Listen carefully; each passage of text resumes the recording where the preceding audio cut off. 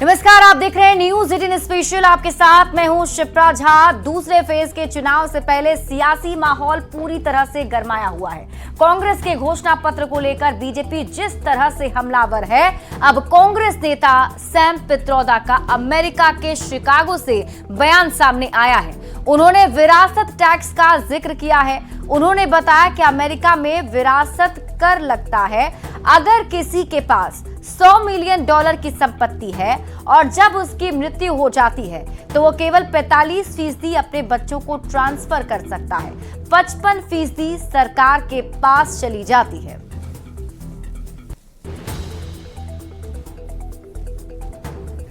Take their wealth and give it to somebody. It means to create new policies so the concentration of wealth can be prevented. It's like Monopoly Act. Okay? It doesn't mean that I'll take your shirt away. All right? That's how do you read that? I don't understand. How can you do that? Okay? It's not physically possible to do that.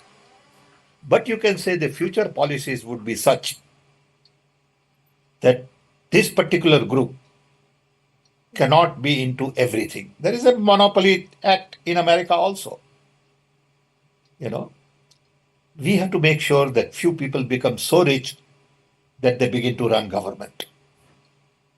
We have to make sure that's the requirement in democracy, everywhere in the world. Nothing wrong in being rich, nothing wrong in accumulating wealth, but to what point? Let me tell you, in America, there is an inheritance tax. So if, let's say, one has $100 million worth of wealth, and when he dies, he can only transfer probably 45% to his children. 55% is grabbed by government. Now that's an interesting law. It says, you in your generation made wealth. You are leaving now. You must leave your wealth for public. Not all of it, half of it. तो गृह मंत्री अमित शाह ने कांग्रेस नेता Sam Pitroda को लेकर हमला बोला है। अमित शाह ने कहा है कि कांग्रेस पार्टी एक्सपोज हो गई है। सैम पित्रोदा के बयान से कांग्रेस का मकसद सामने आ चुका है। सैम पित्रोदा ने अमेरिका का हवाला देते हुए संपत्ति बंटवारे की बात कही। उनके बयान को जनता गंभीरता से लेगी। संपत्ति सर्वे पर कांग्रेस बैकफुट पर है। कांग्रेस पित्रोदा के बयान पर जवाब दे। सैम पित्रोदा जी के बयान ने कांग्रेस का मकसद देश के सामने स्पष्ट कर दिया है।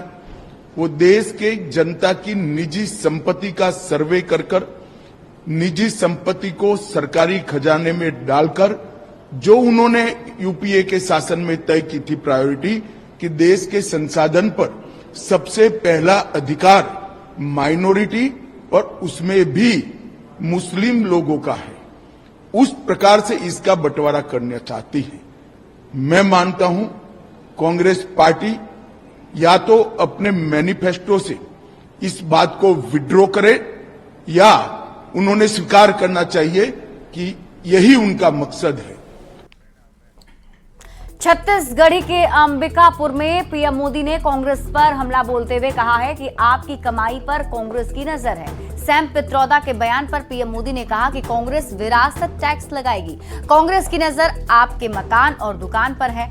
आपके मकान, दुकान, खेत खलिहान पर है। कांग्रेस की लूट जिंदगी के साथ भी और जिंदगी के बाद भी। आप जो अपनी मेहनत से संपत्ति जुटाते हैं वो आपके बच्चों को नहीं मिलेगी, बल्कि कांग्रेस सरकार का पंजा उसे भी आपसे छीन लेगा। यानी कांग्रेस का मंत्र है कांग्रेस की लूट। कांग्रेस का मंत्र है कांग्रेस की लूट, जिंदगी के साथ भी और जिंदगी के बाद भी। जब तक आप जीवित रहेंगे कांग्रेस आपको ज्यादा टैक्स से मारेगी और जब आप जीवित नहीं रहेंगे तो आप पर इनहेरिटेंस टैक्स का बोझ लाद देगी। जिन लोगों ने पूरी कांग्रेस पार्टी पैतृक संपत्ति मानकर अपने बच्चों को दे दी, वो लोग नहीं चाहते कि एक सामान्य भारतीय अपने बच्चों को अपनी संपत्ति दे। भारत के मूलभूत संस्कार पर ये कांग्रेस पार्टी कड़ा प्रहार करने जा रही है। और उन्होंने कल ये बयान क्यों दिया है, इसका कारण है, एक तो ये सोच उनकी बहुत पुरानी है। आप पुरानी चीजें खोजोगे ना, और ये जो लोग फैक्ट चेक वाले जो है ना, मोदी की बाल की खाल उधेड़ने में लगे रहते हैं, जरा कांग्रेस की हर चीज देखिए, आपको हर चीज में ये बू आएगी। मोदी के बाल की खाल उधेड़ने में टाइम खराब मत करो। मुसलमान और मंगलसूत्र क्या 2024 का विजय सूत्र होने जा रहे हैं? क्योंकि पीएम मोदी हर मंच से कांग्रेस पर सीरियल अटैक कर रहे हैं। पीएम मोदी बता रहे हैं कि कैसे कांग्रेस के घोषणा पत्र में मुस्लिम आरक्षण और आर्थिक सर्वे का जिक्र है, कैसे कांग्रेस मां बहनों के मंगलसूत्र पर नजर गड़ाए हुए है और पीएम के इसी बयान पर संग्राम छिड़ गया है।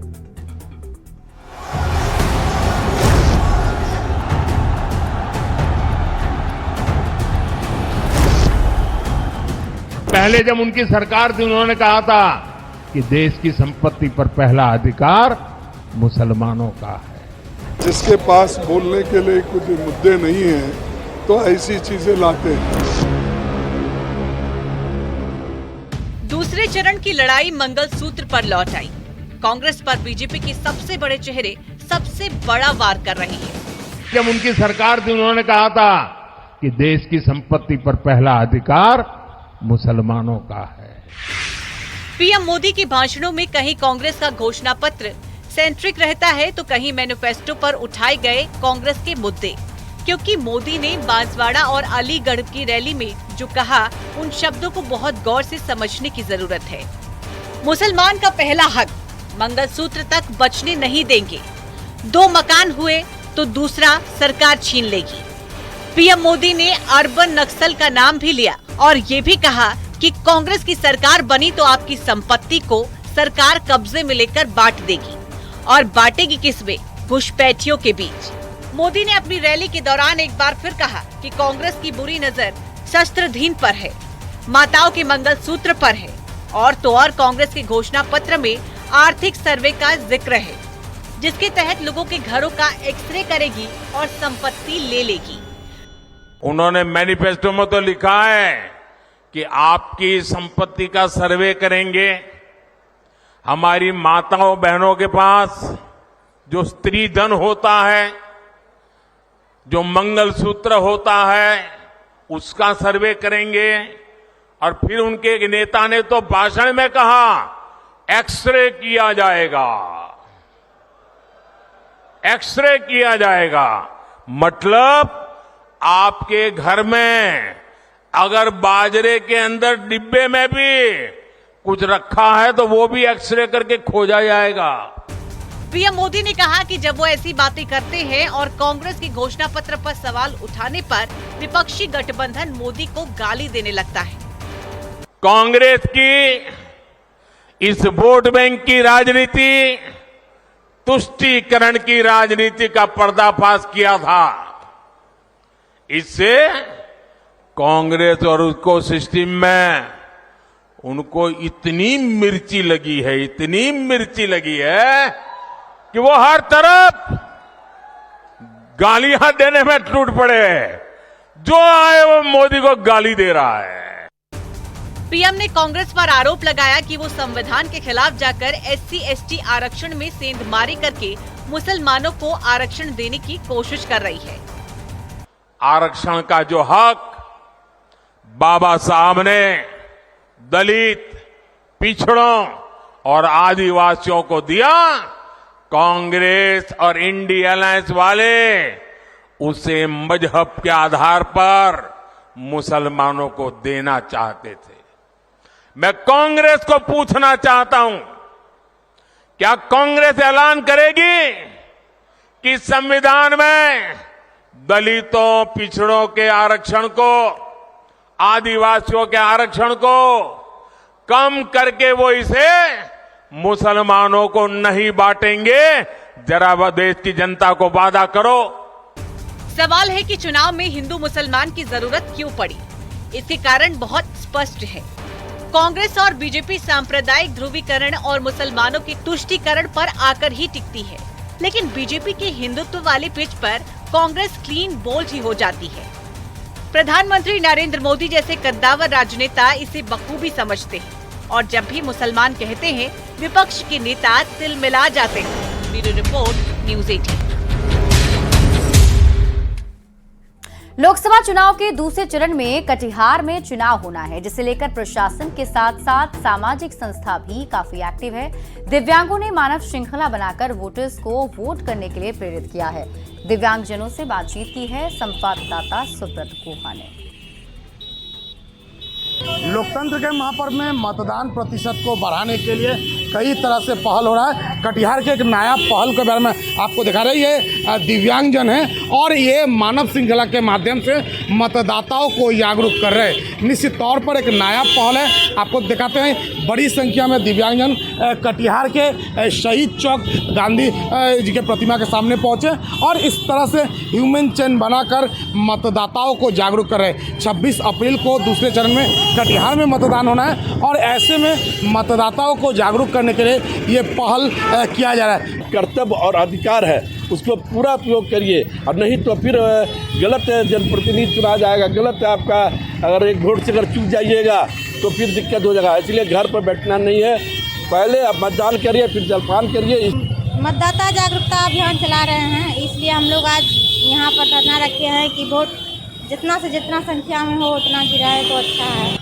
तो देखिए, ये हाथ से हाथ जुड़ा हुआ है और एक मैसेज देने की कोशिश किया जा रहा है कि जब दिव्यांगजन इस तरह से मतदान के लिए जागरूक है तो आम लोगों को भी इसको भाग लेना चाहिए और इसी को लेकर ये दिव्यांग महापरिवार के लोग हैं, ये इस तरह का मैसेज देने की कोशिश करें और एक ह्यूमन चेन बनाया गया है जिसके माध्यम से मैसेज दिया जा रहा है कि मतदान जरूरी है और लोकतंत्र के इस महापर्व में हर एक मत बेहद जरूरी है और मतदान के माध्यम से ही विकसित राष्ट्र का निर्माण हो सकता है। सुब्रत, न्यूज़ 18 कटिहार।